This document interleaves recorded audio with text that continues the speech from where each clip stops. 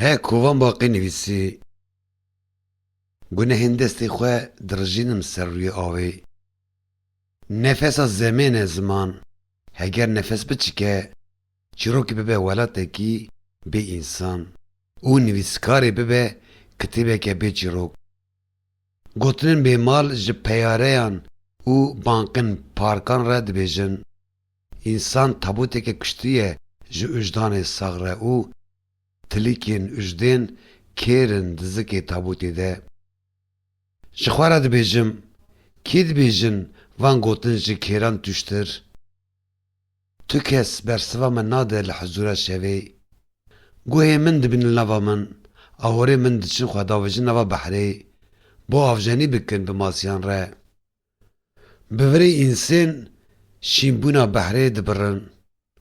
Darek heşt dibe di axa kitêbê de û xwîna tabûtê ji tilîkên ujdên diniqute kurahiya mîmikên însên. Mîmikên însên ji awerên xwe dawdişînim û li mîmikên behra gemarê dimêzînim. Behrê awerên min kiriye qabîna serşokê ji tazîbûna xwe re. Di tazîbûna behrê de parsekek rûniştiye li ser kirikê rexê wê.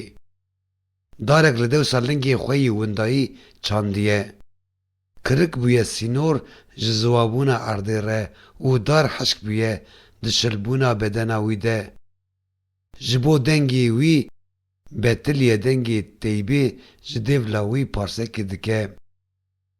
Însan ji dêvla pereyên hûr mîmikên xwe dirjînin.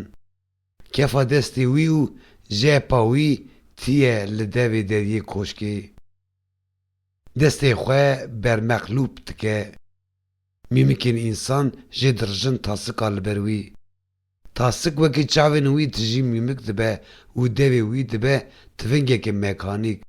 Însan soleke teng e ji lingên ujdanê xwe re. Vedgerim tê malê. Hîn ji awerên min avjenî dilîzin bi masiyan re. Hîn jî mêrikê parsek sextekariya pîr a ji berkirî domîne. Hîn jî çiroka derewa nivîsê neqediya ye. Ji hundirê kincan derdikevim, dikevim hundirê serşokê. Bo serê betirlandinê bişom. Mûzliğê vedikim, ava şovbenê di hundirê eynîkê de diherike û mêrikê keçel serê xwe mist dide di binavê de. Germahiya nefesa min sînga ava cemidî de alêse. Av dikeve transa şehwetê. Kefa li ser mijangên min dihele. Di eynîkê de mêrikê keçel li nava çavê min dinêre. Ez jî li nava çavên wî.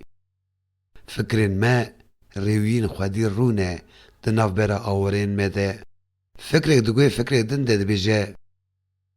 Hingî bêhêna mastûrbasyonê ji destên hemû însanan tê.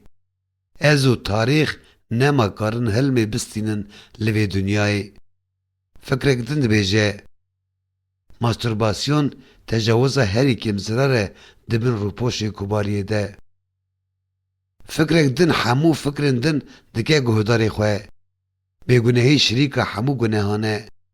Gunehên destên xwe dirjînim ser rûyê avê. Mûzliqê digirim, rûyê avê winda dibe û guneh bê xwedî dibîne.